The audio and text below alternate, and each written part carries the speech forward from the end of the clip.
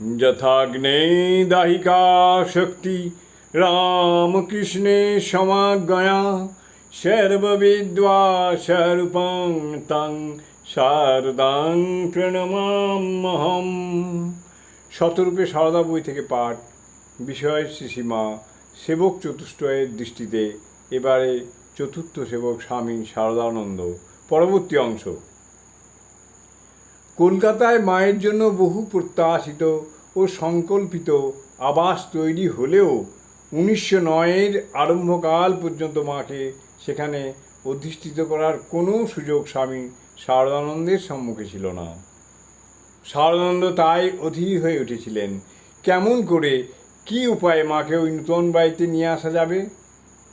এমন একটি চিন্তায় যখন তিনি আকুল, ঠিক তখনই সহসা জয়রামবাটি থেকে মায়ের এক জরুরি পত্র এসে উপস্থিত। মা শারদানন্দকে অবিলম্বে জয়রামবাটি যেতে আহ্বান জানিয়েছেন। মা লিখেছিলেন, তার ভাইয়েরা বিষয় সম্পত্তি ভাগ করে পৃথক অন্য হতে চলেছে, তাই এই সময়ে শারদানন্দের উপস্থিতি সেখানে একান্ত প্রয়োজন। মায়ের মা শ্যামাসুন্দরী দেবীর লোকান্তর গমনের পরে কার্যত শ্রী মা তার ভাইদের সংসারের অভিভাবিকা স্বরূপী ছিলেন। অতএব তাদের এই সাংসারিক পরিস্থিতিতে মা খুব স্বাভাবিক কারণে অস্বস্তি বোধ করছিলেন। এই কারণেই সেবক সন্তান শারদানন্দকে কাছে ডাকা।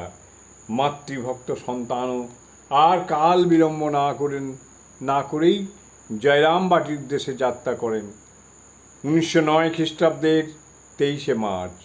এই দিনটি স্মরণীয় এই কারণে যে বাস্তবিক শ্রীমায়ের ভারী হিসাবে স্বামী শারদানন্দের যাত্রা আরম্ভ হয়েছিল ওই তারিখ থেকেই। যে যাত্রার বিরতি ঘটেছিল তার অর্থাৎ স্বামী শারদানন্দের দেহযাত্রার পরিসমাপ্তিতে। জয় মা, জয়।